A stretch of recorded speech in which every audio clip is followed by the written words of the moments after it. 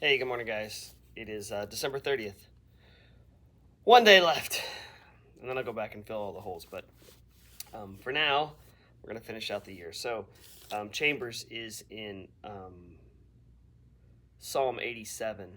It's an interesting psalm. I'm sure I've read it before, but what you find with Psalms Psalms in particular, is that you read through them really quickly when you're reading through the Psalms because they all sound similar. But this one, because I'm just jumping into this one short psalm today, um, is really interesting in that it talks about Zion, um, which is God's kind of holy place. This place that belongs to Him. Like it's almost like his footstool. His no, not a footstool.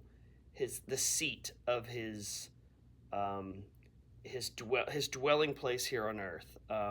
It's kind of figurative. It's literal in a sense, but it's also figurative. And one thing that he says here is he talks about those that will be part of this Zion, the gates of Zion, as Psalm 87 talks about. It says, "I will record Rahab and Babylon among those who acknowledge me," which means he'll pull remnants out of even the wickedness of the world, Babylon included. Well, if you think about Babylon and you think about Nebuchadnezzar and his confession of God as the Almighty, after his humbling experience of 7 years um, in the wilderness, as it were. Um, but he says Philistia too, and Tyre, which uh, was an object of God's prophecy of judgment, Sidon and Tyre, um, along with Cush, and we'll say Cush was, if I'm not mistaken, a descendant of Noah. Is that right? Cush, and we'll say this one was born in Zion, and so he. This is a promise. God makes a promise in Psalm 87 of the remnants that he will bring out of the world, these people that he'll bring out of the world, and he'll call his own. Rahab's a great example. Rahab from Jericho. And so, anyway, I just thought that was a really cool psalm to see that God does not just dwell in one place among one people. He draws out and he redeems those from all over the place.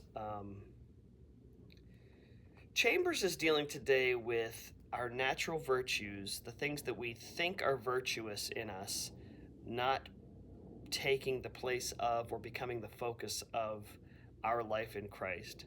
Taking the things that we think, oh, God chose me because he sees this real potential in me. Um, and he wants to improve this thing in my life to be useful for him. And I think that's a real, and I've heard Chambers has talked about this before, but can be a real mischaracterization of what redemption is. That God takes what was already good in me and makes it even better. Um, and that's not it at all. The new man is very different from the old. But anyway, so Chambers says here, watch how God will wither up your confidence in natural virtues after sanctification and in any power you have until you learn to draw your life from the reservoir of the resurrection life of Jesus. So to think that I have any goodness or virtue in me prior to the redemption um, is something that God sometimes harshly has to deal with us. Thank God if you're going through a drying up experience, Chambers says. The sign that God is at work in us is that he corrupts confidence in the natural virtues because they're not promises of what we are going to be, but remnants of what God created man to be originally, what God created man to be. These remnants of the original man prior to sin. But that's our natural virtues that we don't place confidence in. God does not, he says here, kind of finishes up here close to the end. God does not build up our natural virtues and transfigure them because our natural virtues can never come anywhere near what Jesus Christ wants.